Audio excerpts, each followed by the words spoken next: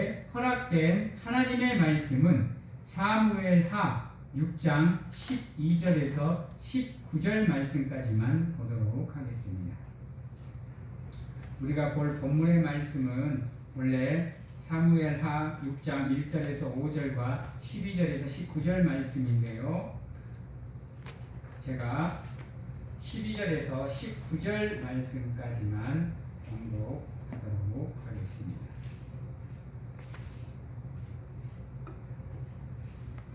사무엘하 6장 12절에서 19절 말씀 봉독합니다. 어떤 사람이 다윗 왕에게 아뢰어 이르되 여호와께서 하나님의 계로 말미암아 오벳 에돔의 집과 그의 모든 소유의 복을 주셨다 한지라. 다윗이 가서 하나님의 계를 기쁨으로 메고 오벳 에돔의 집에서 다윗성으로 올라갈새 여호와의 계를 맨 사람들이 6걸음을 가매 다윗이 소와 살찐 송아지로 제사를 드리고 다윗이 여호와 앞에서 힘을 다하여 춤을 추는데 그때에 다윗이 배 에봇을 입었더라. 다윗과 온 이스라엘 족속이 즐거이 환호하며 나팔을 불고 여호와의 계를 메어 오니라. 여호와의 계가 다윗성으로 돌아올 때 사울의 딸 미갈이 창으로 내려다 보다가 다윗 왕이 여호와 앞에서 뛰놀며 춤추는 것을 보고 심중에 그를 업신 여민이라. 여호와의 계를 메고 들어가서 다윗이 그것을 위하여 친 장막 가운데 그 준비한 자리에 그것을 두매 다윗이 번제와 화목제를 여호와 앞에 드리니라. 다윗이 번제와 화목제 드리기를 마치고 만군의 여호와의 이름으로 백성에게 축복하고 모든 백성 곧 온 이스라엘 무리에게 남녀를 막론하고 떡 한 개와 고기 한 조각과 건포도 떡 한 덩이씩 나누어 주매 모든 백성이 각기 집으로 돌아가니라. 아멘.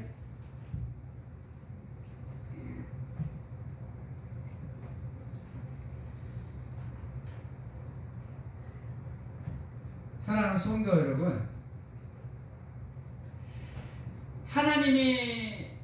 하나님을 또는 여호와를 경외하는 가정이 또는 하나님이 함께하는 가정이 얼마나 중요한지를 오늘 말씀이 우리에게 보여주고 있습니다. 여러분들 가정에 하나님을 모시는 예배가 있느냐, 하나님이 함께하는 가정이냐, 그렇지 않느냐가 얼마나 중요한지 오늘 본문 말씀을 통해서 알 수가 있습니다. 12절입니다. 어떤 사람이 다윗 왕에게 아뢰어 이르되 여호와께서 하나님의 계로 말미암아 오벳 에돔의 집과 그의 모든 소유에 복을 주셨다 한지라라고 말씀을 합니다. 여호와의 계는 곧 여호와의 현현을 나타냅니다. 이스라엘 백성에게 있어서 이 법궤가 얼마나 중요한 거냐. 이 법궤는 곧 하나님이 현현을 나타내기에 법궤가 이스라엘 민족들과 함께 할 때는 항상 하나님의 능력이 나타났습니다. 전쟁을 나갈 때도 가장 앞서서 법궤가 나갔습니다. 그러면 그 전쟁은 반드시 승리했습니다. 이스라엘 백성들이 40년간 출애굽을 하는 그 과정 속에서도 항상 앞장서서 이동했던 게 법궤입니다. 그러므로 해서 하나님이 낮에는 구름 기둥으로 밤에는 불 기둥으로 배고프면 만나와 메추라기로 목마르면 생수를 그들에게 허락하셨습니다. 그들의 옷이나 신발이 헤어지지 않았어요. 40년 동안. 그래서 이 이스라엘에게 이 법궤는 여호와의 강림을, 여호와의 현신을 상징합니다. 근데 안타깝게도 이 법궤를 이스라엘 백성들이 전쟁 중에 잃어버렸어요. 빼앗겨 버렸습니다. 그러니 이스라엘 민족들의 삶이 얼마나 두렵고 무서웠겠어요. 법궤가 있으므로 하나님이 우리와 함께함을 늘 그들이 알고 깨닫고 그것을 믿고 살아가는데 그 법궤가 한순간에 사라져 버렸어요. 근데 오늘날 다윗 왕에게 그 법궤가 어디에 있음을 알게 되었습니다. 근데 그 법궤가 보관되어 있는 집이 그 법궤로 인해 축복을 받았다는 소식을 들었어요. 여러분, 여호와를 모시는 가정이 왜 복되느냐? 그 가정은 하나님이 책임을 져주십니다. 하나님이 은혜를 내려주셔요. 왜요? 하나님이 계시는 곳이기에 그곳에 은혜가 없을 수가 없어요, 여러분. 하나님이 계시는데 그곳에 은혜가 없다. 그곳에 복된 일이 없다. 그럼 하나님 스스로가 하나님의 이름을 먹칠하게 되는 일입니다. 단지 법궤가 오벳에돔의 집에 있는 것만으로도 여러분, 오벳에돔의 집에 하나님의 축복이 임했어요. 하물며 하나님의 성도의 가정에서 하나님과 함께하며 그분을 예배하는데 그 가정에 하나님이 복을 안 내려줄까요? 그러면 만약에 복을 안 내려주면 하나님의 믿는 백성들이 뭐라고 생각할까요? 하나님은 그 일을 미연에 상기하기 위해서, 미연에 금지시키기 위해서 하나님의 백성들이 믿음에서 흔들리는 것을 금지시키기 위해서 하나님을 믿고 그분을 예배하며 그분과 함께하는 가정에는 반드시 복을 내려주십니다. 그러기에 우리 사랑하는 성도님들의 가정에는 늘 하나님의 이름을 경외하는 일들이 차고 넘치셔야 됩니다. 항상 잘 때나 일어날 때나 앉을 때나 설 때나 나갈 때나 들어올 때나 하나님의 이름을 늘 생각하고 기억하셔야 돼요. 아무리 삶이 바쁘고 힘들고 어려워졌잖아요. 여호와의 이름에는 사탄의 권세를 물리치는 능력이 있어요. 여러분, 예수님 또한 귀신을 물리치실 때 하나님의 이름으로, 여호와의 이름으로,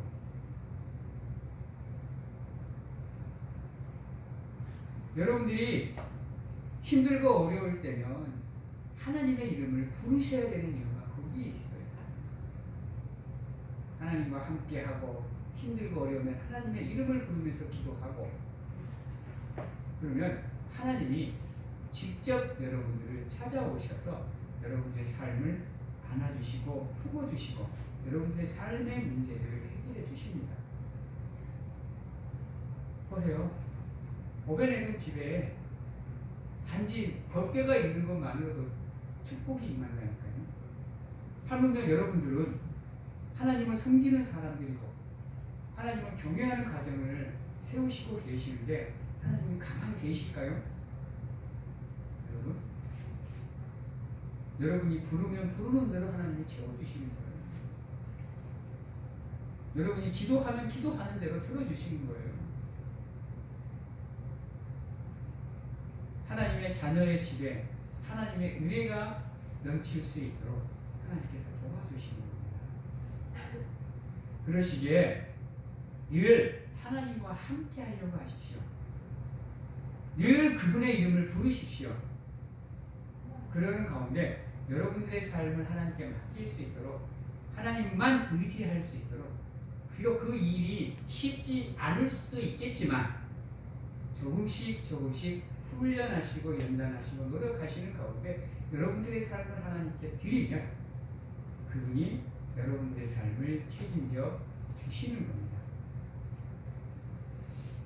우리가 하나님을 섬기는 사람에서 가장 먼저 가져야 될 믿음의 자세가 바로 그겁니다. 이거는 골천번 골만번 주장을 해도 부족하지가 않습니다. 여러분, 여러분의 축복은 하나님으로부터입니다. 나로부터가 아니에요. 세상으로부터가 아닙니다. 여러분의 축복은 하나님으로부터예요.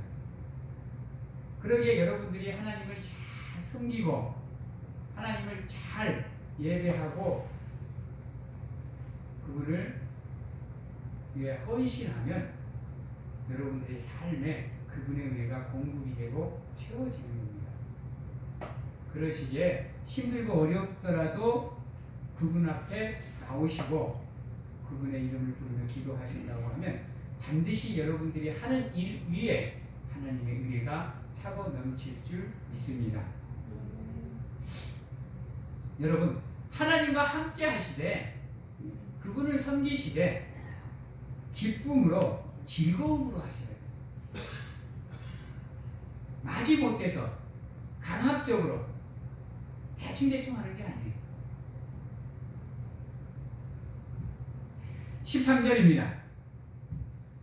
여호와의 궤를 맨 사람들이 6걸음을 가매 다윗이 소와 살찐 송아지고 제사를 드리고 다윗이 여호와 앞에서 힘을 다하여 춤을 추는데 라고 얘기해요.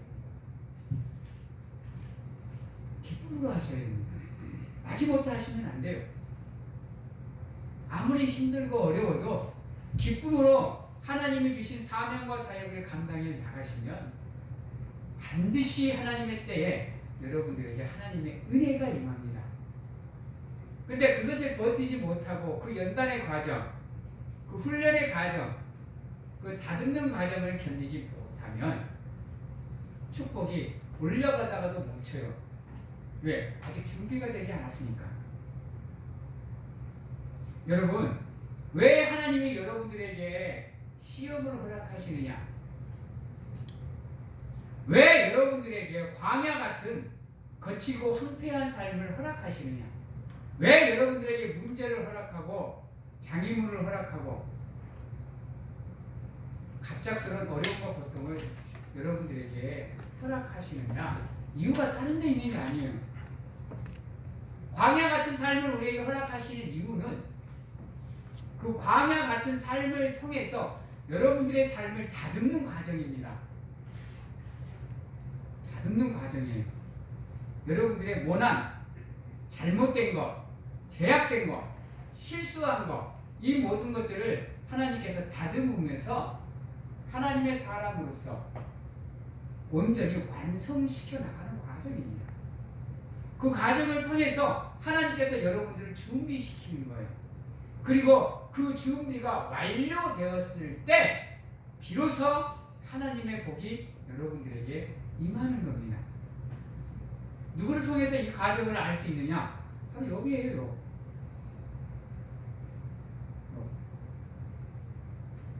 하나님도 인정한 의인임에도 불구하고 그 마음속에 숨어있던 교만과 자만, 이것을 다듬기 위해서 엄청난 시련을 욥에게 허락하십니다. 그리고 그 과정들을 통해서 욥을 다듬어 가십니다. 그리고 하나님께서 직접 마지막에는 다듬으면서 욥에게 깨달음을 주십니다. 그리고 욥이 하나님의 연단을 훈련을 완료했을 때 비로소 하나님께서 욥에게 복을 주셔요. 여러분도 마찬가지인 거예요. 아, 내게 왜 원치 않는 아픔이 다가오는가? 왜 내가 원치도 않는데 이런 험악한 일들이 일어나는가? 내게 왜 이렇게 슬픔이 있고 아픔이 있는가? 그것을 갖고 하나님을 원망하고 사람을 원망하고 세상을 원망하는 것이 아니라, 아, 내가 믿음 생활을 잘 하니까 하나님께서 내 믿음의 분량을 테스트하기 위해서 나에게 이런 시련과 아픔을 주시는구나. 내가 이것을 이기고 극복해내면 이 광야 같은, 이 어둠의 터널과 같은 이 삶의 무게가 이제 치워지겠구나. 참고 참는 가운데, 인내하시는 가운데 그 하나님의 과정을 잘 통과하시면 이후로의 삶은 여러분들에게 탄탄대로가 열린다라는 것을 믿으시고 지금의 힘겨운 삶, 어려운 삶, 아픈 삶을 통해서 무너지기보다 좌절하기보다 방황하기보다 그것을 이겨내기 위해서 노력을 하셔야 되는 거예요. 극복하시기 위해서 기도하셔야 되는 거예요. 그리고 여러분들 그거 기억하세요. 내가 그것을 극복하기 위해서 노력하면 반드시 여러분들의 그 삶에 하나님의 개입하심이 있습니다. 하나님은 우리 스스로가 그것을 극복해내기를 원하지 아니 그것을 못할 것을 하나님이 아세요.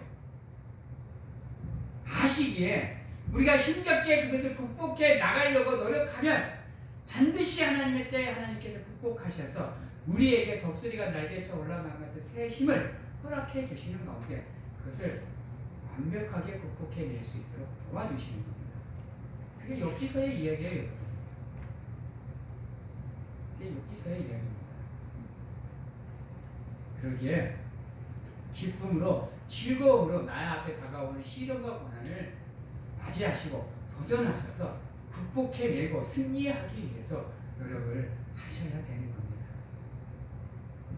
여러분, 그래서 우리 기독교인들은 인사를 할 때 그런 인사 한 번씩 하시죠. 문자 보내실 때 승리하는 삶 사시기를 원합니다. 승리하십시오. 여러분, 하나님이 함께 하시는 가운데 기쁨으로 그분을 섬기는 가운데 여러분들의 삶을 하나님께 드리면 반드시 하나님께서 여러분들의 삶에 개입을 하시는 가운데 주관해 주시고 인도해 주시고 주장하시는 가운데 여러분이 믿음에서 원하는 길로 나아갈 수 있도록 하나님께서 도와주시는 겁니다. 그리고 또 하나는 하나님을 예배하는 삶입니다. 이거는 아마 내 설교에서 거의 빠지지 않는 내용인데요. 하나님을 예배하는 삶이 얼마나 중요한지를 보여주고 있는 모습 중에 하나가 또 하나님이 나옵니다. 자, 13절에 보면 여호와의 궤를 맨 사람들이 6걸음을 가매 다윗이 소와 살찐 송아지로 제사를 드리고 그때 14절에 그때 다윗이 배 에봇을 입었더라. 그리고 17절에 여호와의 궤를 메고 들어가서 다윗이 그것을 위하여 친 장막 가운데 그 준비한 자리에 그것을 두매 다윗이 번제와 화목제를 여호와 앞에 드리니라 라고 얘기합니다. 이거는 여러분 입이 아프도록 얘기를 해도 여러분 부족해요. 하나님께서도 약속하시잖아요. 하나님께서 예배의 언약을 우리에게 세워주시잖아요. 두세 사람이 모여서 나를 찾고 내 이름을 부르는 그곳에 반드시 내가 그들과 함께하리라. 우리의 삶 속에 예배가 존재해야 되는 이유가 거기에 있습니다. 그러니까 교회에서만 예배 드리는 게 아니라 우리의 삶 속에서 삶이 곧 예배가 되어야 되는 이유가 거기 있어요. 왜? 하나님이 나와 함께하는 조건입니다.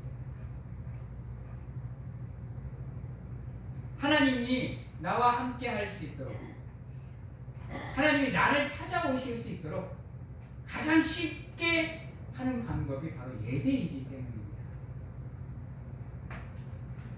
또 뭐라 그래요? 하나님께서 하나님의 성도들을 찾을 때가 오는데 그 찾는 사람이 누구예요? 신령과 진정으로 하나님을 예배하는 자를 하나님께서 찾는다 그랬어요. 그래서 성경 속에 이 선지자들 삶 속에도요 예배가 빠질 수가 없어요. 제사가. 여러분도 마찬가지입니다. 하나님이 나와 함께함을 알고 하나님과 함께하고 싶은 믿음이 있다고 한다면 여러분 하나님의 전에서 드리는 예배도 예배지만 더 중요한 거 그 예배가 여러분들의 삶 속으로 들어가는 겁니다. 그래야 매 순간 하나님이 나와 함께 해주시는 거예요. 내가 하나님의 이름을 부를 때마다, 내가 하나님을 기억할 때마다, 내가 하나님을 생각할 때마다 그분이 나와 함께 해주시는 겁니다. 함께 해주시는 가운데 나를 인도해 주시고 지켜주시고 보호해 주시고 내가 기도할 때마다 들어주시고 응답해 주시고 성취시켜 주시는 겁니다. 근데 우리는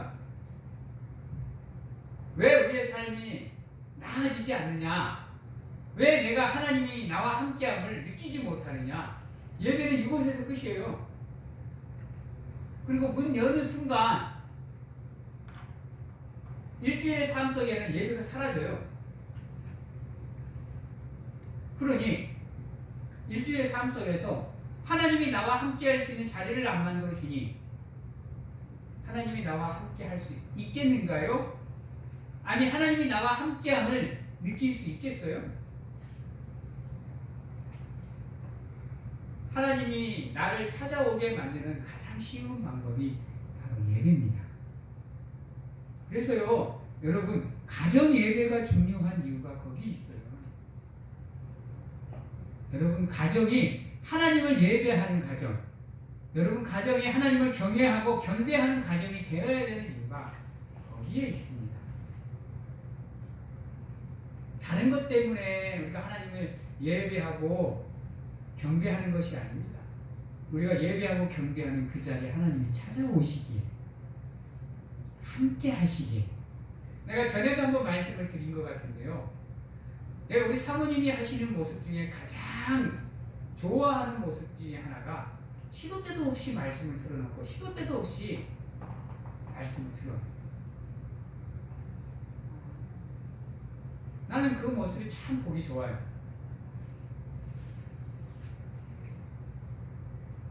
예배하기 힘들거든. 그렇게라도 하나님을 찾으십시오. 이 문을 나서는 순간 성경책 덮어놓고 예수의 옛자도 생각지도 않고 들으려 하지 않고 그냥 내 삶 살다가 주일 되니까 아차 하고 그때서야 하나님 이름 생각나고 예수님 이름 생각나서 성경책 떨다 보다 그냥 들고만 아니 들고 오면 다행이지. 그리고 하나님의 전에 나오는데 한번 생각해봐요. 하나님이 보시기에 무슨 생각을 하실까요?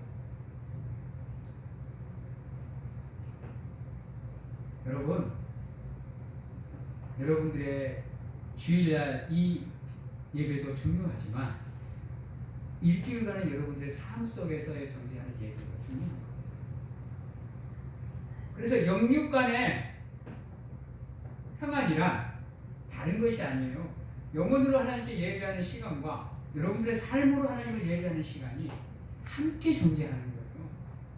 그래야 여러분들이 하나님과 동행하는 삶을 사는 겁니다. 매 순간 지속적으로 계속 이게 중요한 거예요. 여러분은 그냥 생각나면 기도하고 안 나면 뭐 그럭저럭 이게 아니라는 거예요. 저는 이 시간 여러분들에게 간절하게 원하고요. 오늘 이 자리에서 예배하는 여러분들의 이 삶의 모습이 월요일부터 토요일까지 살아가는 여러분들의 삶 속에서도 함께 하기를 원합니다.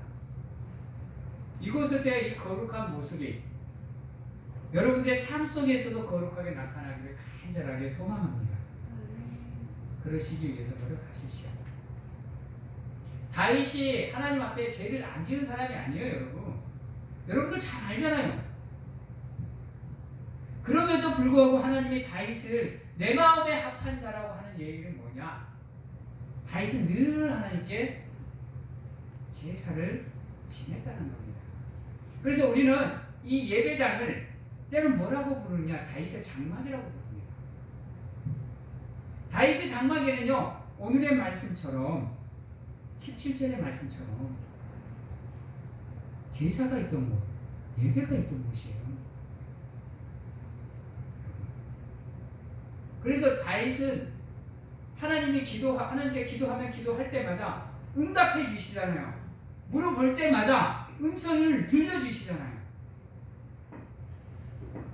이만큼 예배가 중요한 겁니다. 여러분들의 일주일간의 삶의 모든 순간 속에 하나님을 예배하는 아름다운 모습으로 채워지시기를 바랍니다. 그리고 절대 우리가 삼가해야 되는 믿음의 자세도 있어요. 이게 뭐냐? 신국제를 나옵니다. 신국제. 한번 볼까요? 여호와의 괴가 다윗성으로 들어올 때 사울의 딸 미갈이 창으로 내려다 보다가 다윗 왕이 여호와 앞에서 뛰놀며 춤추는 것을 보고 심중에 그를 업신 여겼더라. 절대로 이러한 모습은 여러분 가지시면 안 됩니다. 말을 바꾸면 믿음 생활을 하시면 성도들 간에 서로 미워하고 원망하고 시기하고 다투지 말라는 얘기예요. 이건 하나님이 싫어하는 일이니까. 이건 하나님을 업신여기는 일이니까. 이건 하나님의 뜻을 거부하는 일이니까요. 성도들이 제일로 피해야 되는, 제일 먼저 피해야 되는 모습이 바로 이 모습이에요. 믿음 생활은요, 한번 따라해 봅니다. 지극히 개인적인 겁니다. 남의 믿음 판단하지 마세요. 남의 믿음 정죄하지 마시고 내 믿음에만 집중하세요. 내 믿음에만. 내 믿음에만. 왜 하나님의 가정 안에서 예수님도 정죄하지 않는다고, 예수님도 판단하지 않는다고 그랬는데 왜 우리가 정죄하고 판단해요? 그 일을 할 분은 한 분밖에 없거든요. 한 분밖에 없어요. 예수님도 우리를 정죄하지 않는데 왜 우리가 정죄해요? 여러분, 남을 정죄하지 마십시오. 저는 제가 요즘 직장을 다니고 있는데 여러분, 남들이 실수하는 거를 내가 화를 못 내겠더라고요. 한 번씩 그것 때문에 시간을 허비해서 엄청 늦게 들어올 때도 그 잘못을 지적을 못 하겠어요. 왜요? 왜일까요? 나도 실수하더라고요. 나도 잘못을 하더라고. 내가 그 사람 정죄해버리면 내 실수할 때마다 그 사람도 나를 정죄할 거 아니에요. 여러분도 마찬가지예요. 여러분이 남을 정죄하고 판단하면요, 그 정죄와 판단으로 여러분이 정죄와 판단을 당해요. 여러분은 실수 안 해요? 여러분들은 잘못 안 하는가요? 이 성도들이 가장 피해야 되는 모습이 이거예요. 이게 하나둘 깨요. 이걸 연합이 못하게 해요. 이것이 협력을 못하게 합니다. 따로 놀게 만들어요. 각자 놀게 만듭니다. 그럼 성령이 심써 지키게 한 그 하나됨을 하나님의 교회들이 지킬 수 없고 연합을 이룰 수가 없어요.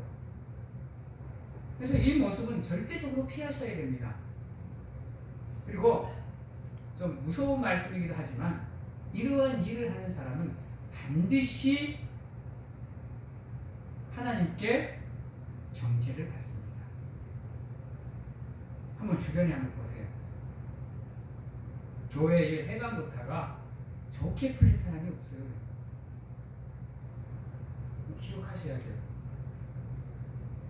왜? 그게 곧 성령의 해방책이기 때문입니다. 교회 일을 방해하는 거 이거 성령 해방책이에요, 여러분. 그래서 여러분들은 죽었다 깨어나도 남을 업신여기거나 무시하거나 판단하거나 정죄하는 일을 하시면 안 돼요. 그냥 기도하세요. 제라고 왜 윤석열 대통령님을 헌금을 안 하고 싶겠습니까? 물론 한 번씩 합니다. 하지만 왜 그분을 위해서 기도하느냐? 우리가 할 수 있는 게 그거밖에 더 있어요? 우리가 윤석열 대통령을 바꿀 수 있나요? 여러분들의 자녀 바꿀 수 있어요? 바뀌는가요? 원수는 우리 아들도 안 바뀌어요. 우리 사모님이 저런 아들 100명 있어도 키운다 그러는데도요, 못 바꿔요, 여러분. 안 바뀌어요. 그러면 가장 쉬운 방법이 뭐예요? 내가 바뀌면 돼요, 내가 맞춰주면 돼요. 힘들죠, 그게. 존심 상하고. 나도 그렇더라고요. 안 되더라고요. 그래도, 여러분, 연합을 깨는 일, 협력을 깨는 일, 하나됨을 깨는 일은 절대로 하시면 안 돼요. 기억하시기 바랍니다. 사랑하는 성도 여러분, 그리고 마지막으로 성도들이 해야 되는 모습이 있어요.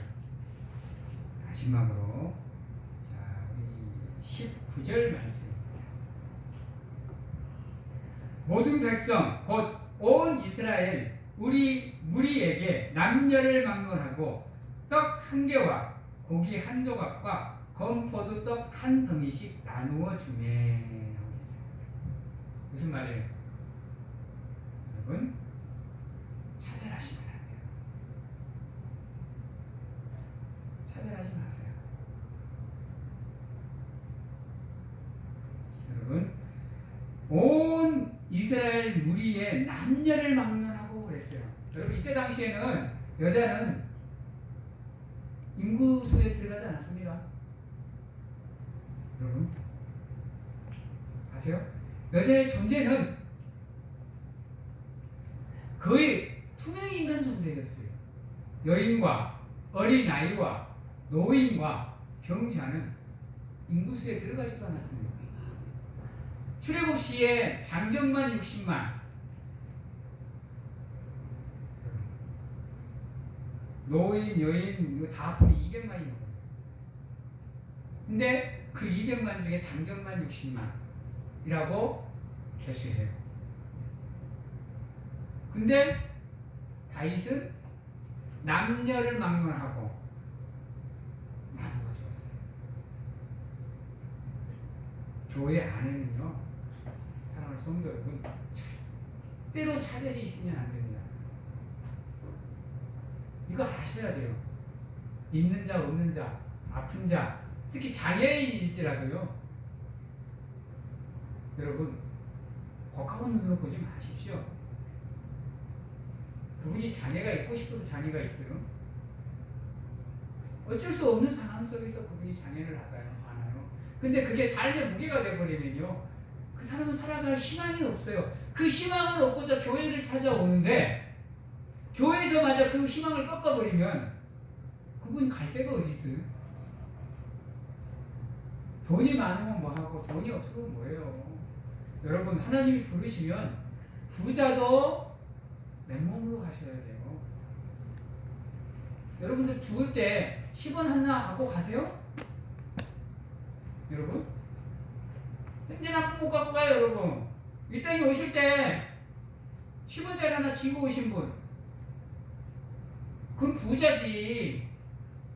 단 한 명도 10원 한 장 갖고 온 적이 없어요, 여러분. 여러분, 인생은 공수래 공수거. 빈몸으로 와서 빈몸으로 가는 겁니다. 있다고 자랑하지 마시고, 없다고 기죽지 마시고. 교회가 그런 것입니다. 다 하나님 앞에서 평등한 존재입니다. 절대로 차별하지 마십시오. 그 차별이 마음속에 들어오는 순간, 그 순간 미움이 생겨요. 그리고 그 차별이 생기는 이유는 뭐냐? 나의 교만 때문이에요. 그러기에 여러분들의 삶 속에 알게 모르게 광야와 같은 삶이 주어지는 거예요. 그것들을 부정하게 해주기 위해서.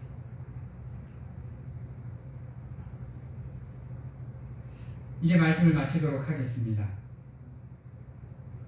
사랑하는 성도 여러분, 하나님과 함께 하십시오. 네. 모든 상황 속에서 모든 순간 하나님과 함께 하시고 하나님과 함께 하시되 즐거이 헌신하십시오. 기쁨으로 감당하십시오. 마지못해 하지 마시고 강압적으로 하지 마십시오. 교회도 있잖아요. 제발 좀 나오라 하기 전에 하나님을 자원하는 심령으로. 자원하는 심령으로. 할렐루야. 네. 그렇게 나오십시오. 목사도 교회 나오라는 얘기 쉽지가 않습니다, 여러분. 자주 하면 괜히 눈치 보여요. 알아서 나오십시오. 내가 꼰지르기 전에 하나님께. 내가 하나님께 계속 꼰질러 버립니다. 안 나오면. 그리고 늘 여러분들의 삶 속에 예배가 함께 할 수 있도록 이곳에도 여러분들의 삶 속에서도 여러분들의 가정 속에서도 여러분들이 머무는 그곳은 곧 예배 현장이 될 수 있도록 그래야 하나님이 우리와 함께 해주시고 우리를 찾아오시고 인도해 주시고 보호해 주시고 그게 하나님과 동행하는 삶, 함께하는 삶입니다. 절대로 업신여기지 마십시오. 정죄하지 마시고 판단하지 마시고 미워하지 마십시오. 그거는 성령이 힘써 명령한 하나됨을 깨는 거고 하나님이 원하시는 연합을 깨는 거고 협력을 깨는 겁니다. 그리스도의 우리 기독교는 연합하는 종교입니다. 협력하는 종교고 하나 되는 종교입니다. 여러분, 교회 안에는 절대로 차별이 존재하면 안 됩니다. 남녀, 노소 불문하고 다 하나님 앞에서는 같은 인간입니다. 그러시기에 서로가 서로를 위해서 위로하고 배려하며 사랑하는 아름다운 하나님의 사랑, 하나님의 모임, 하나님의 재단이 되기를 간절하게 축원합니다. 기도하겠습니다. 사랑의 하나님 감사합니다. 하나님께서 함께 해주시고 우리 사랑하는 성도님들의 삶이 하나님께서 함께하는 삶, 그 삶을 기쁨으로 여기는 삶, 그 삶 속에 예배가 함께하는 삶, 예배 속에서 서로가 서로를 사랑하며 정죄하지 않고 판단하는 삶. 아버지요, 또한 하나님께서 함께하는 가운데 하나님을 예배하고 차별 없고 또 업신 여기지 않는 아름다운 삶을 살아가는 사랑하는 성도님들이 되시기를 주님의 이름으로 축원합니다. 아멘. 기도하겠습니다. 축도하겠습니다. 지금은 우리를 죄에서 구원하시기 위해 이 땅에 오신 예수 그리스도의 은혜와 세상 끝날까지 항상 우리와 함께 하시는 가운데 안아주시고 품어주시는 하나님 아버지의 사랑하심과 세상 어느 곳에 가서 무엇을 가든지 간에 우리를 지키시고 보호하시는 성령님의 교통하심이 오늘 이 자리에서 하나님이 원하시는 장성한 분량까지 성장해 가겠노라고 확신하고 결단하는 귀한 하나님의 성도님들 머리 위에와 가정과 직장, 자녀와 건강 위에 좀 더 영원토록 함께 하시기를 축원하옵나이다.